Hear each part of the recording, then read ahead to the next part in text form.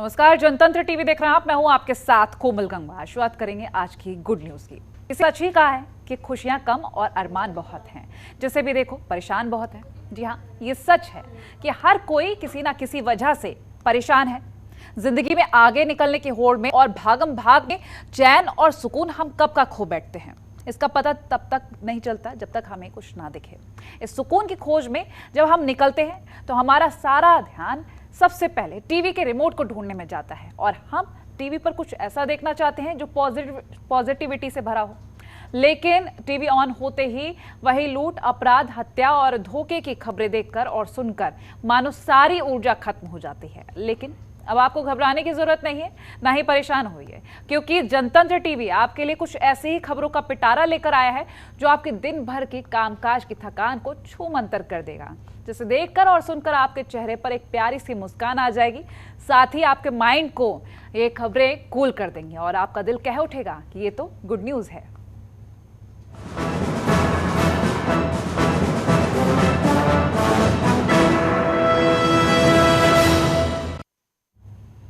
और श्रावणी मेला से पहले देवघर एयरपोर्ट के उद्घाटन की तैयारी हो चुकी है। एयरपोर्ट अथॉरिटी ऑफ इंडिया ने सभी तरह के टेक्निकल और सिविल वर्क की तैयारी पूरी कर ली है। खूबसूरती में देवघर एयरपोर्ट पूर्वोत्तर भारत में सबसे अव्वल होगा। ये खास रिपोर्ट देखिए।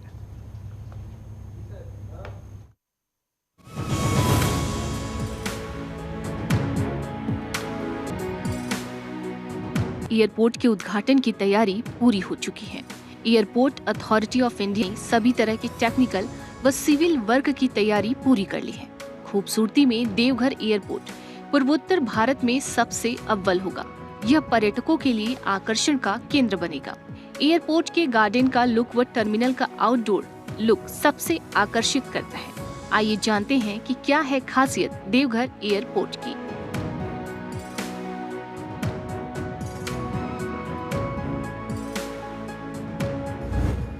देवघर एयरपोर्ट की खासियत। एयरपोर्ट लगभग 653 एकड़ पर बना है। देवघर एयरपोर्ट पर 2500 रनवे बना है। झारखंड के अलावा बिहार और बंगाल के यात्री भी यहां से भर सकेंगे उड़ान। देवघर एयरपोर्ट के निर्माण पर करीब कुल 401 करोड़ रुपए खर्च हुए हैं। टर्मिनल के अंदर आदिवासी नृत्य की कलाकृतियां व बाहर में कांवड़ यात्रा की कलाएं हैं। टर्मिनल के बाहर 30 मीटर का तिरंगा भी लगाया गया है। सोलर पैनल का कार पार्किंग यात्री सुविधा के साथ साथ बिजली भी देवघर एयरपोर्ट को मुहैया कराएगी। सूत्रों की माने तो भविष्य में भी देवघर एयरपोर्ट की सुविधा बढ़ाने पर विचार किया जा सकता है। दरअसल देवघर धार्मिक और पर्यटन का केंद्र स्थल है। यहाँ आने वाला कोई गेस्ट एयरपोर्ट में भी रुक सकता है। साथ ही भविष्य में टर्मिनल को 2 मंजिला बनाने का भी ब्लूप्रिंट तैयार किया जा रहा है। केंद्र सरकार देवघर एयरपोर्ट को सुविधा युक्त बनाने के लिए राशि देने को तैयार है। श्रावणी मेला से पहले ही देवघर एयरपोर्ट को चालू करने की सारी तैयारी हो चुकी है। एयरपोर्ट अथॉरिटी ऑफ इंडिया ने तैयारियों पर मुहर भी लगा दी है। जल्द ही देवघर एक नया इतिहास रचने की दिशा में अग्रसर है, क्योंकि जल्द ही हवाई सेवा शुरू हो जाएगी। पीएम नरेंद्र मोदी देवघर समेत संताल परगना के विकास व कनेक्टिविटी की सुविधा देने के प्रति गंभीर है। इससे पहले देवघर एयरपोर्ट को 3C से अपग्रेड कर 4C का लाइसेंस मिल गया है। अपग्रेडेड लाइसेंस मिलने से देवघर एयरपोर्ट से कॉमर्शियल विमान की उड़ान भरने का रास्ता भी साफ हो गया है। इसके तहत देवघर एयरपोर्ट को अब एरोड्रोम है। एयरपोर्ट अथॉरिटी ऑफ इंडिया ने ट्वीट में बताया कि वैष्णव धाम आने वाले तीर्थयात्रियों की सुविधा के लिए पीएम मोदी इसका उद्घाटन करेंगे। इसी के तहत DGCA से देवघर एयरपोर्ट को अपग्रेडेड कर एरोड्रम का लाइसेंस मिल गया। समेत उत्तर पश्चिम बंगाल और दक्षिण पूर्व बंगाल को एयर कनेक्टिविटी से जोड़ने देवघर एयरपोर्ट को चालू किया जा रहा है। अपग्रेडेशन से अब देवघर एयरपोर्ट से कैटेगरी E में 250 से लेकर 420 तक यात्री क्षमता वाले बड़े विमान की लैंडिंग और टेक ऑफ हो सकती है। इसमें एयरवेज 330, एयरवेज 340 जैसे विमान E कैटेगरी में शामिल है। यहाँ से रांची, पटना, कोलकाता के अलावा देवघर एयरपोर्ट से दिल्ली, मुंबई और बेंगलुरु के लिए भी फ्लाइट की सुविधा होगी। एयरपोर्ट सुरक्षा के मानकों पर सही पाया गया है। ब्यूरो रिपोर्ट, जनतंत्र टीवी।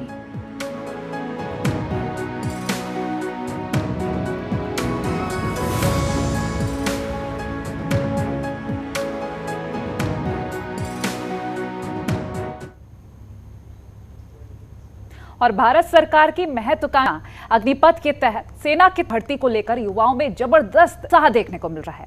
इसमें युवक ही नहीं, युवतियां भी आगे चलकर भाग ले रही हैं और नौसेना में अग्निवीर के लिए लड़कियों के करीब 10,000 आवेदन भी आ चुके हैं। इसी पर हमारी खास रिपोर्ट देखिए। अग्निवीर बनने के लिए लड़कियों में उत्साह। नौसेना के पास आए 10,000 आवेदन। प्रशिक्षण के लिए INS चिल्का तैयार। तीनों सेनाओं में अग्निवीरों की होगी भर्ती।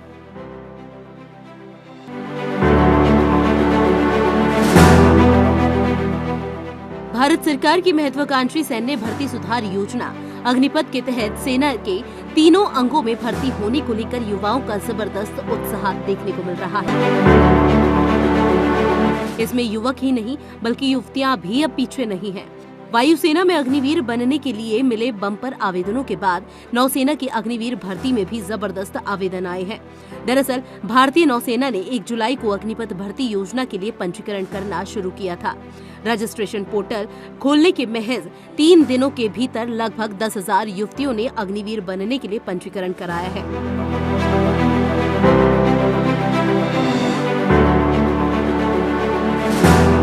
भारतीय नौसेना ने 1 जुलाई को अग्निपथ भर्ती योजना के तहत पंजीकरण प्रक्रिया शुरू करने की घोषणा की थी। पंजीकरण के बाद भारतीय नौसेना भर्ती के लिए ऑनलाइन आवेदन प्रक्रिया 15 जुलाई से 30 जुलाई तक शुरू करेगी।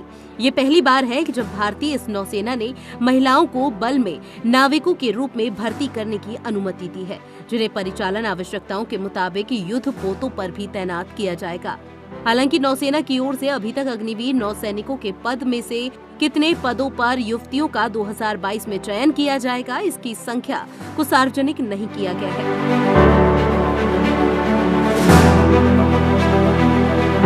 सूत्रों की माने तो नौसेना में 21 नवंबर से प्रशिक्षण शुरू होगा। अब तक 10,000 महिला उम्मीदवारों ने अपना पंजीकरण कराया है।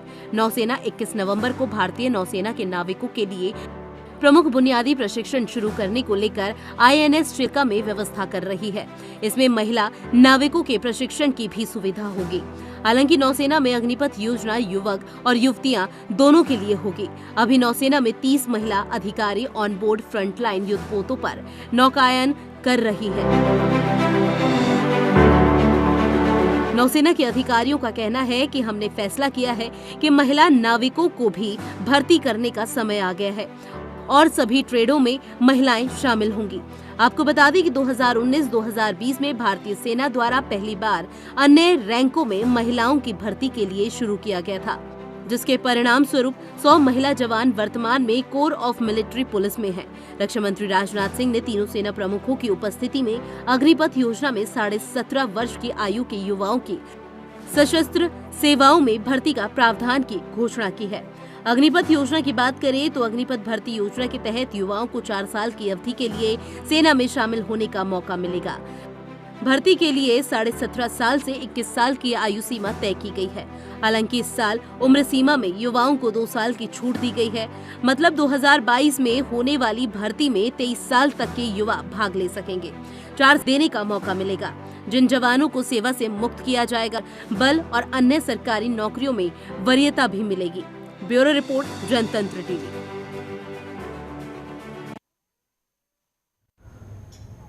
और अब यूपी सरकार की आम से वाइन बनाने की तैयारी के बीच BHU के वैज्ञानिकों ने लंबे शोध के बाद लंगड़ा और दशहरी आम से वाइन तैयार करने की काफी हद तक सफलता पाली है। इसे विश्वविद्यालय के एथिकल कमेटी को मंजूरी के लिए भेजा है और वहां से मंजूरी मिलते ही कुछ और परीक्षण के दौर होंगे। इसके बाद उत्पादन शुरू किया जा सकता है। इसी पर हमारी खास रिपोर्ट देखिए।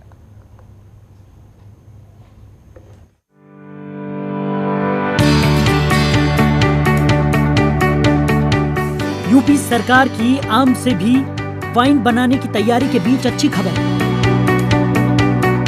BHU के वैज्ञानिकों ने लंबे शोध के बाद लंगड़ा और दशहरी आम से वाइन तैयार करने में काफी हद तक सफलता पा ली है।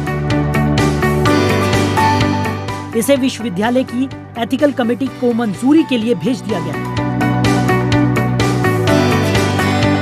वहां से मंजूरी मिलते ही कुछ और प्रशिक्षण के दौर होंगे। इसके बाद इसका उत्पादन शुरू किया जा सकता है। आम से बनी वाइन की खासियत है कि कि इसमें प्रचुर मात्रा में मौजूद एंटीऑक्सीडेंट और पॉलीफिनॉल इसे हार्ट, कैंसर और स्किन की बीमारियों से लड़ने में सक्षम बनाते हैं। अगर आम से शराब बननी शुरू हो जाती है तो इसका काफी फायदा किसानों को मिलेगा। किसानों की आय में भी बढ़ोतरी होगी। बीएचयू के centre of food and science and technology department के वैज्ञानिक तमाम तरह के खाद्य पदार्थों को लेकर शोध में जुटे।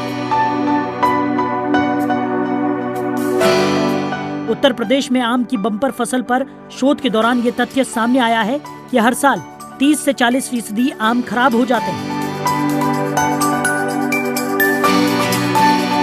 ऐसे में संरक्षण के लिए आम के प्रोडक्ट तैयार करने के दौरान आम के जूस में अंगूर की तरह अल्कोहल के अलावा हेल्थ टॉनिक के गुण मौजूद मिले। शोध आगे बढ़ने पर पता चला कि दशहरी और लंगड़ा किस्म से बनी वाइन में 9 से 12% तक अल्कोहल रहे।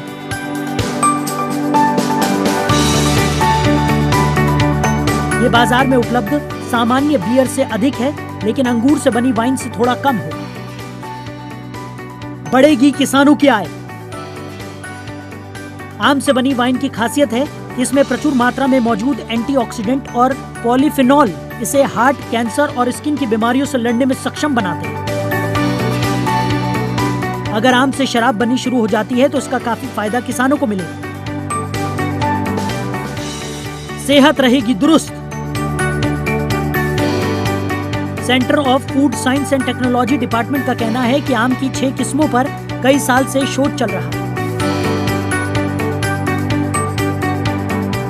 बंगम, नीलम, तोतापरी, दशहरी और लंगड़ा से प्रोडक्ट तैयार करने के दौरान पता चला कि लंगड़ा और दशहरी में वाइन और हेल्थ टॉनिक की सभी खूबियां। शुरुआती शोध में साफ है कि आम से बनी वाइन पीने वालों की सेहत भी अच्छी रहेगी, क्योंकि इसमें पर्याप्त मात्रा और पॉलीफिनॉल मौजूद होगा।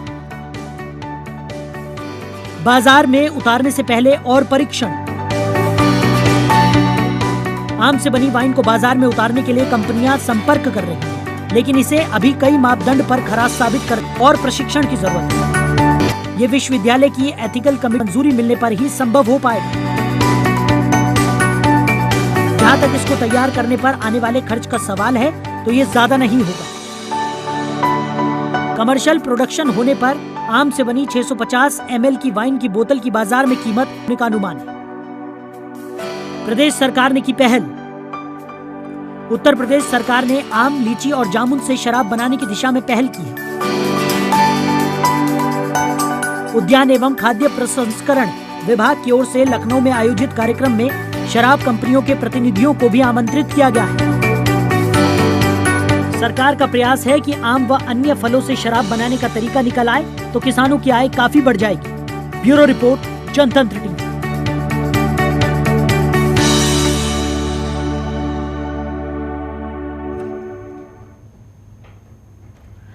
डिजिटल इंडिया पर लगने वाले लाइनों की समस्या मिल गए हैं, क्योंकि बर्थ सर्टिफिकेट से लेकर बैंक के सारे काम ऑनलाइन प्लेटफॉर्म पर आसानी से किए जा सकते हैं। एक खास रिपोर्ट देखिए।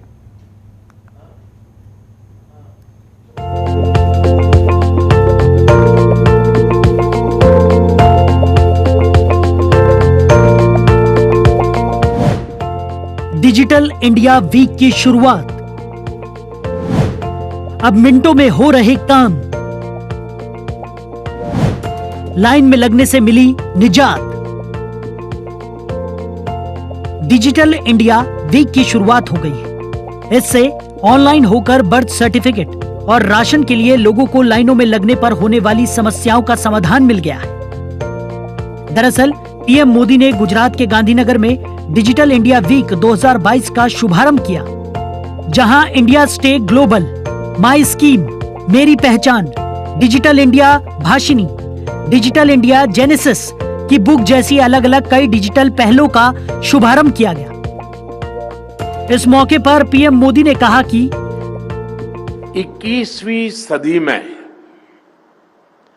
निरंतर आधुनिक होते भारत की एक झलक लेकर आया है। टेक्नोलॉजी का सही इस्तेमाल पूरी मानवता के लिए कितना क्रांतिकारी है, इसका उदाहरण भारत ने डिजिटल इंडिया अभियान के तौर पर पूरे विश्व के सामने रखा है। मुझे खुशी है कि 8 वर्ष पहले शुरू हुआ ये अभियान बदलते हुए समय के साथ खुद को विस्तार दे रहा है। हर साल डिजिटल इंडिया अभियान में नए आयाम जुड़े हैं, नई टेक्नोलॉजी का समावेश हुआ है। डिजिटल इंडिया की वजह से कई जगहों पर लगने वाली लाइनों की समस्याओं का समाधान मिल गया है। आइए जानते हैं पीएम मोदी के डिजिटल इंडिया का सपना कैसे साकार हुआ। यूपीआई डिजिटल इंडिया का है महत्वपूर्ण हिस्सा।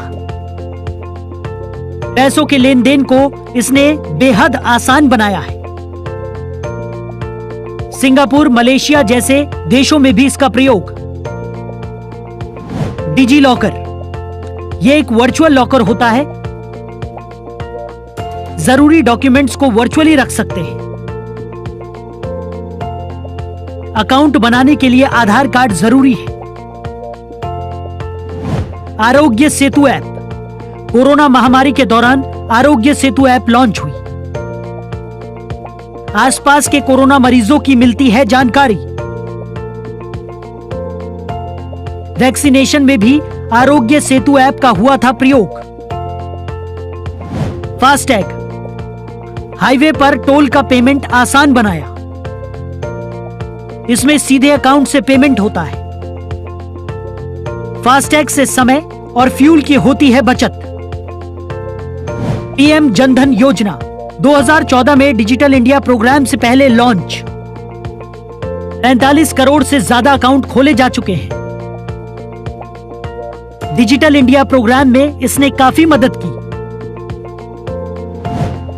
दरअसल 2014 के बाद से राष्ट्रीय स्तर पर टेक्नोलॉजी को बढ़ावा देने के लिए सरकार ने काफी काम किया है। जिन कामों में पहले कई दिन लगते थे, वो आज कुछ पलों में हो जाते हैं। समय के साथ जो देश आधुनिक टेक्नोलॉजी के मामले में भी तरक्की कर रहा है।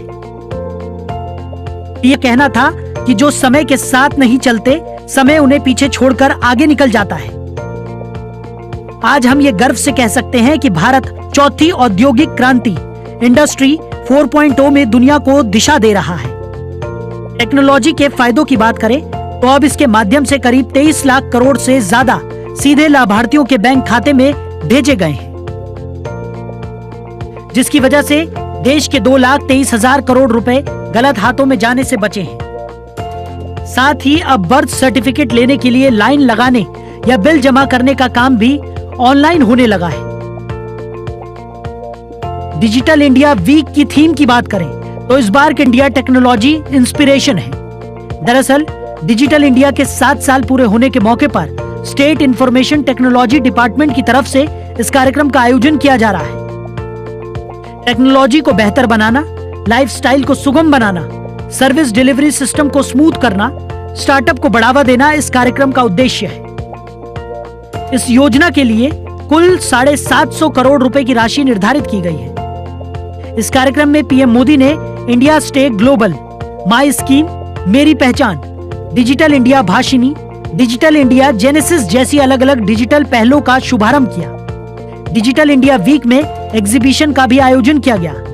एग्जीबिशन में आधार, यूपीआई और डिजी लॉकर जैसे पब्लिक डिजिटल प्लेटफॉर्म्स की जानकारी दी जाएगी। इस मौके पर डिजिटल मेले का भी आयोजन हुआ। स्टार्टअप और एजुकेशन सेंटर्स की भागीदारी से 200 से ज्यादा स्टॉल यहां लगाए गए। कुल मिलाकर डिजिटल इंडिया की तरफ भारत का बढ़ता ये कदम हम सब के लिए गुड न्यूज है। ब्यूरो रिपोर्ट, जनतंत्र टीवी।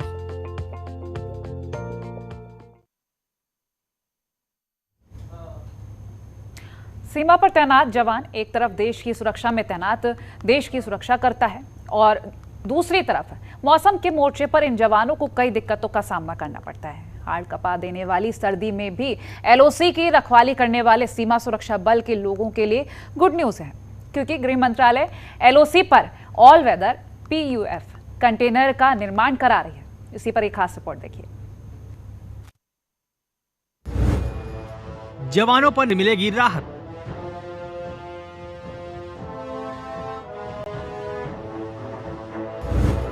मेंटेन रहेगा शेल्टर के अंदर का तापमान।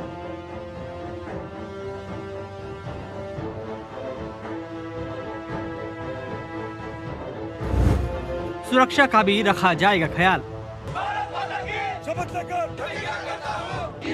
भारतीय संविधान की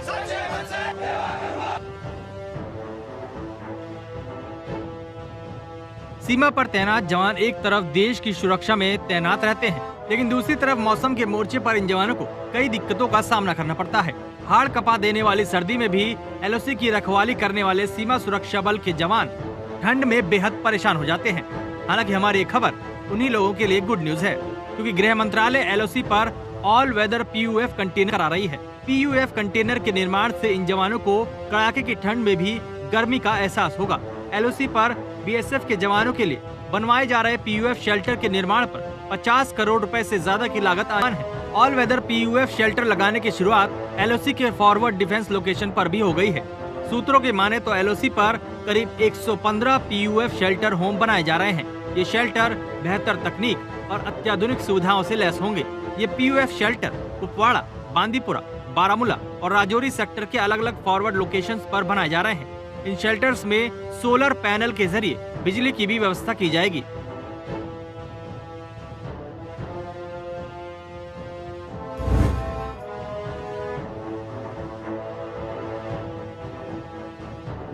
सूत्रों की माने तो इन ऑल वेदर कंटेनर के अंदर का तापमान एक लेवल पर मेंटेन रहेगा, जिससे जवानों को सर्दियों या गर्मियों के मौसम में किसी भी तरह की परेशानी का सामना न करना पड़े। ये वैसे कंटेनर होंगे जिनको एक जगह से दूसरी जगह पर शिफ्ट भी किया जा सकेगा। साथ ही इसका प्रयोग बीएसएफ के जवान हर एक मौसम में हर एक जगह पर कर सकते हैं। दरअसल इस तरह की व्यवस्था को लेकर गृह मंत्रालय की तरफ से एक बैठक की गई थी, जिससे जवानों को मौसम की मार से बचाने के लिए निर्णय लिया गया। इस बैठक के बाद ही ऐसे कंटेनर देने का ऐलान किया गया। पीयूएफ शेल्टर होम के बनाए जाने से इन सुविधाओं से जवानों की कार्य क्षमता में बड़ा इजाफा होगा। इनके निर्माण में सुरक्षा का भी खास ध्यान रखा जा रहा है, जिससे सीज फायर तोड़े जाने की घटना और फायरिंग के समय किसी भी जवान को कोई नुकसान न हो। जवान 20 डिग्री सेंटीग्रेड टेम्परेचर में भी साल के 6 से 7 महीने सरहद की निगरानी जवानों के लिए लाभकारी है।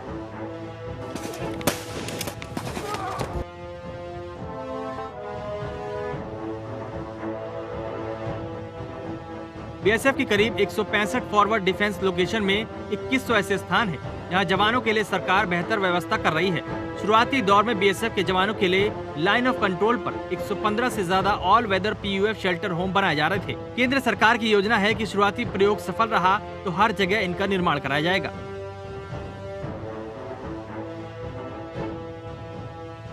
लाइन ऑफ कंट्रोल पर 165 से ज्यादा ऐसे फॉरवर्ड डिफेंस लोकेशन है जहां पर बीएसएफ को सर्दियों में खासी दिक्कतें होती हैं। यही वजह है कि बीएसएफ को इस तरीके से पीयूएफ पैनल वाले कंटेनर दिए जा रहे हैं, जिससे अंदर का तापमान मेंटेन हो सके और इससे उनका स्वास्थ्य भी बेहतर रहे। साथ ही ये सोलर सिस्टम से भी संचालित होगा। इसका निर्माण मेक इन इंडिया के तहत किया गया है। ब्यूरो रिपोर्ट, जनतंत्र टीवी।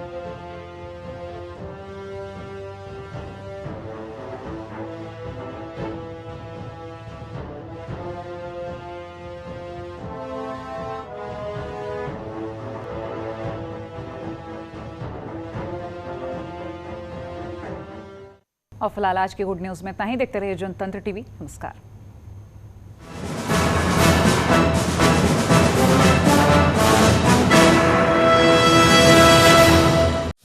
खबरों के निष्पक्ष विश्लेषण के लिए सब्सक्राइब करें Jantantra TV and press the bell icon. Never miss any update.